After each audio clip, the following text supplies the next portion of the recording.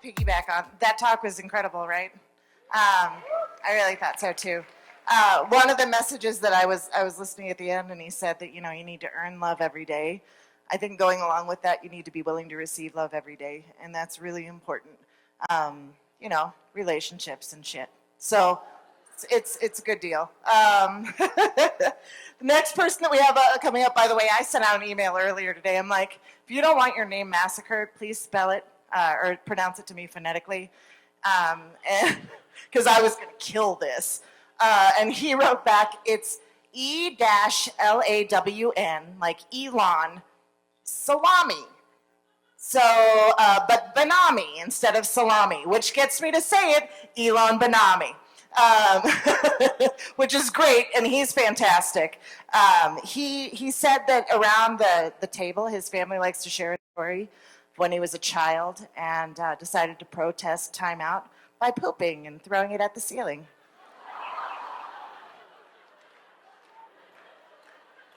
I love people who can share. So let's bring out Mr. Salami. This is Elan.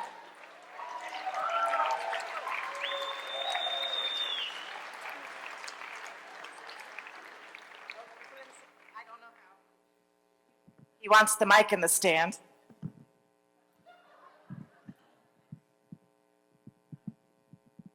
Hi.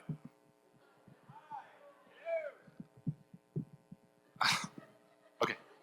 So, why give a talk about synchronicity? Well, it was a series of events. It started with a friend asking me, what interests you? I had been reading a lot about singularity. I meant to say singularity, but I accidentally said synchronicity. She said, I love synchronicity. I said, me too.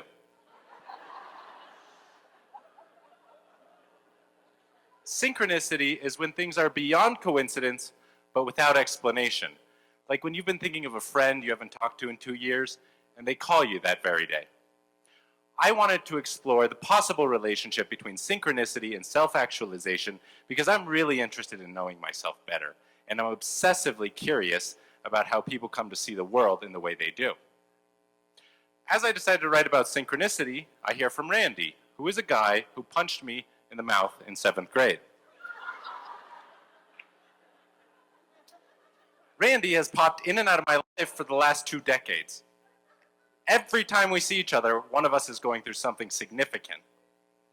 It gave me pause thinking about how Randy was coming in and out of my life because I couldn't quite explain our encounters, so I had 2 choices: dismiss or inquire. Let's be honest, if I went with dismiss, talk ends here. I wrote out all the times I've crossed paths with Randy. Here are a few topics I write about: the time he punched me, the time he was my waiter, the time I cut hair with his brother, the time he got shot. I email Randy because I want to hear what he thinks. I was nervous. I mean, here I am bringing up some painful shit, saying, I don't know where this is going to go. It might be relevant. It might not. If you want to share your perspective, I'm interested. The stories I had about the events reflected the way I saw the world at that time, and we give meaning to the littlest things, like that yellow circle in the corner. What reason did your mind give for its existence? You choose who you build something with, but those initial connections you have no control over. Who your parents were, who happens to crash into you in traffic, whoever's responsible for hiring that day at a job. We long for meaning, but some things are beyond our faculty. We just don't have the whole picture. That's not the human experience. I was curious about meeting Randy, but I'm clear I won't ever see the whole picture.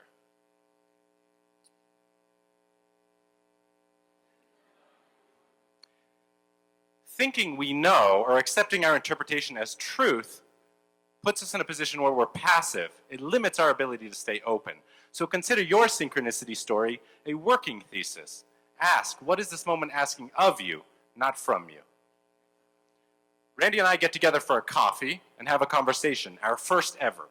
He tells me that the only time he had been to my house was at my brother's party, and that was the very night he got shot.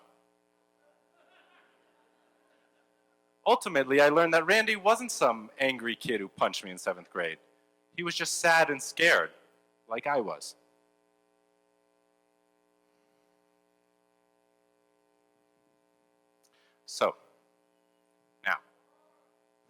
there's a temptation to assume the story is over. Because if I know how things go, I don't have to live with the fear and mystery and complexity of life, the vulnerability, the angst of the unknown. But if we step back into the unknown, there's space here. Structure melts for a moment. It is only from nothingness that something new can arise. When you get a punchline, it doesn't have to be the punchline. Quantum entanglement is a physical phenomena where the actions of one particle cannot be described independently of another, across any distance. I think Randy and I have some sort of entanglement, a dance that's playing itself out. So when synchronicity or entanglement shows up in your life, watch your mind form its conclusions, but then invite curiosity in. Without curiosity, Randy would have just been a bully or a victim or a waiter or whatever I labeled him. The finger pointing at the moon is not the moon, and neither is the light you see when you look up at it. What matters is that we pay attention, that we wake up and move outside of the constructs that limit our self-exploration and actualization. So the process of openness involves the elegance of holding two things at once. A, your constructs, feelings, and experience, and B, a sense of curiosity, wonder, awe. Who is your Randy?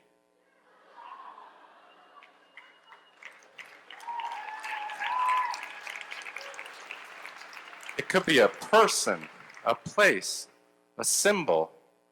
Write out the story of your Randy, and then settle for a moment into the inquiry. Thank you.